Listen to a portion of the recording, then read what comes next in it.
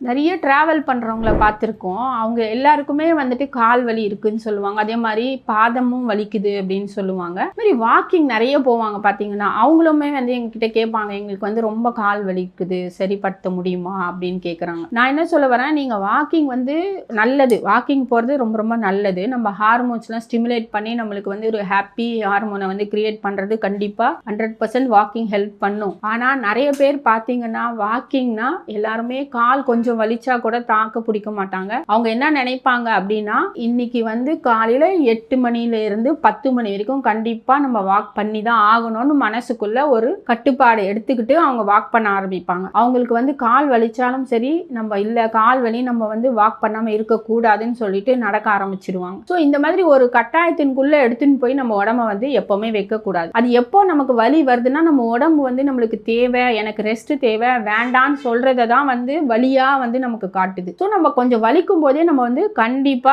Walking பண்ணக்கூடாது, rest எடுக்கணும். அப்படி இல்லாம ஓவரா நம்ம வந்து நடக்கவே கூடாது. அதனால நீங்க என்ன பண்ணணும் அப்படின்னா, இந்த வாக் பண்றது வந்து கொஞ்சம் கொஞ்சமா இன்க்ரீஸ் பண்ணணும். வாக்கிங் போகணும்னு முடிவு பண்ணிட்ட உடனே ஃபர்ஸ்ட் வந்து ஒரு 10 மினிட்ஸ், அப்புறமா வந்து 20 மினிட்ஸ், அப்புறம் 30 மினிட்ஸ், அந்த மாதிரி நம்ம உடம்புக்கு ஏற்ற மாதிரி அதுக்கேற்ற உணவும் நம்ம எடுத்துக்கணும். சில பேர் வந்து வெறும் வயிற்றுல எதுவுமே சாப்பிடாம நான் வாக்கிங் போறேன்னு சொல்லி மயக்கம் போட்டு விழுவாங்க. ஸோ அந்த மாதிரி ஒரு கண்மூடித்தனமா எப்பவுமே இருக்கக்கூடாது. வாக்கிங் நல்லது அப்படின்னு சொல்லிட்டு எல்லாருமே பரவலா சொல்லுவாங்க பார்த்தீங்கன்னா.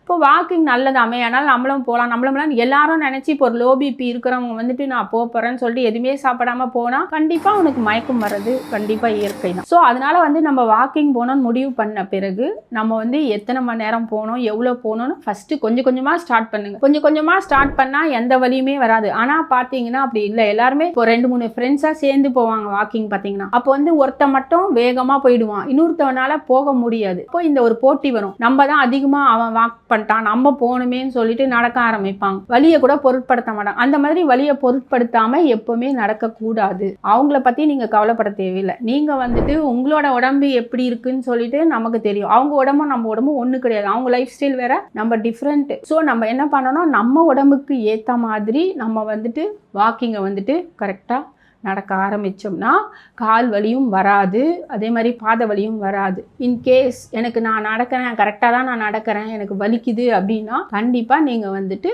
அக்குபஞ்சரிஸ்ட் கிட்ட போங்க. ஸோ தட் அவங்க வந்து உங்களோட வலியை சரிப்படுத்திடுவாங்க.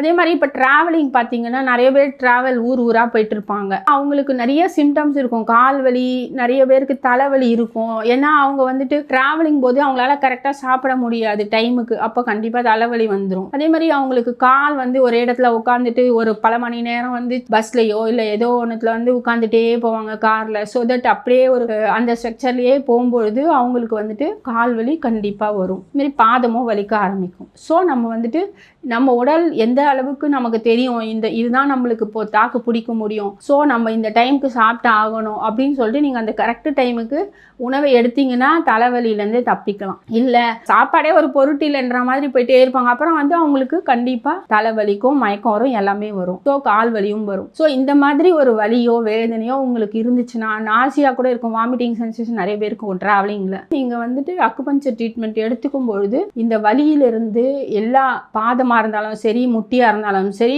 பேக் பெயினாக இருந்தாலும் சரி, இந்த 3 பிரச்சனையுமே வந்துட்டு ஒரு நாள்லயே சரியாயிடும். நீங்கள் 2-3 நாள் எக்ஸ்ட்ரா எடுத்தீங்கன்னா இன்னும் பெர்மனெண்ட்டாக உங்களுக்கு வந்துட்டு அந்த பிரச்சனையே வராமல் கண்டிப்பாக அக்குபஞ்சர் உங்களுக்கு ஹெல்ப் பண்ணும்.